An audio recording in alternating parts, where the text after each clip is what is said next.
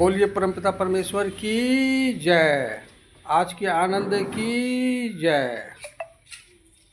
राधे कृष्ण राधे कृष्ण राधे कृष्ण। ये हमारे गुरुतुल्य जोगिंदर चचा हैं और इनके सानिध्य में हम लोग आते हैं और हम लोग विचार गोष्ठी करते हैं। कबीर परमात्मा का एक वाणी है, श्रोता वक्त का अधिक महिमा, विचार पुण्य नहाइए, सार सब निबेरे लीजिए, बहुरी न भोजन आइए। आज का विषय रहेगा राम नाम सत्य है, सबका यही गत है। राम नाम सत्य है, सबका यही गत है। राम नाम सत्य है, सबका यही गत है।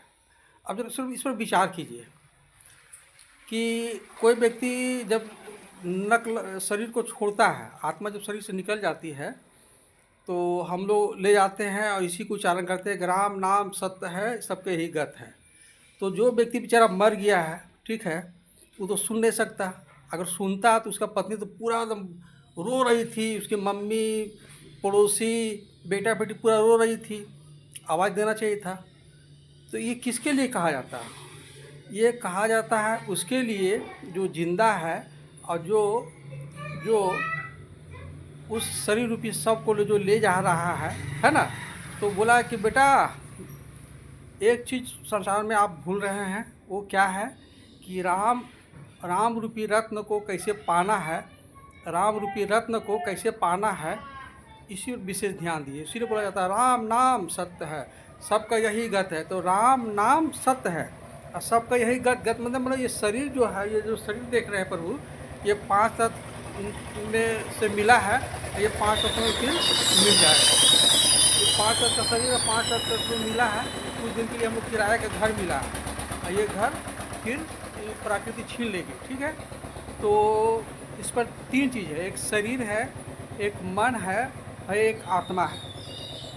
तो शरीर पर कभी परमात्मा बोलते हैं, तामन को चिन्हो मोरे भाई, तन छूटे मन कहाँ समाई, सनक सनंदन जयदेव नामा।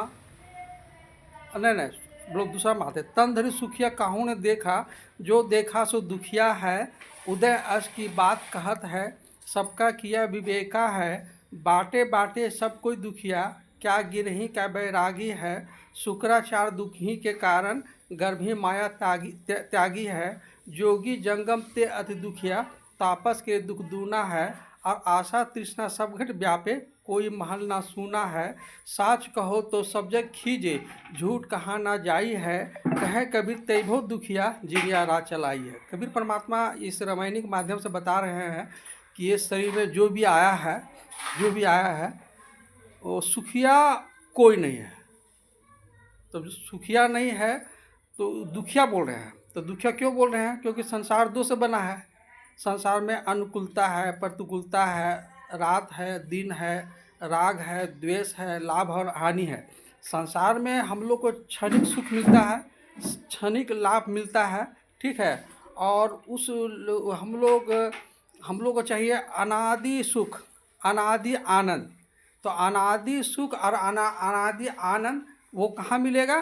तो वो मिलेगा, आप सत्संग में जाइएगा, सद्गुरु की जब शरण में आइएगा, जब आपको आत्मबोध, आत्मज्ञान, आत्मस्थिति को प्राप्त कर लीजिएगा, तब आपको अनादि सुख और अनादि आनंद मिलेगा, ठीक है।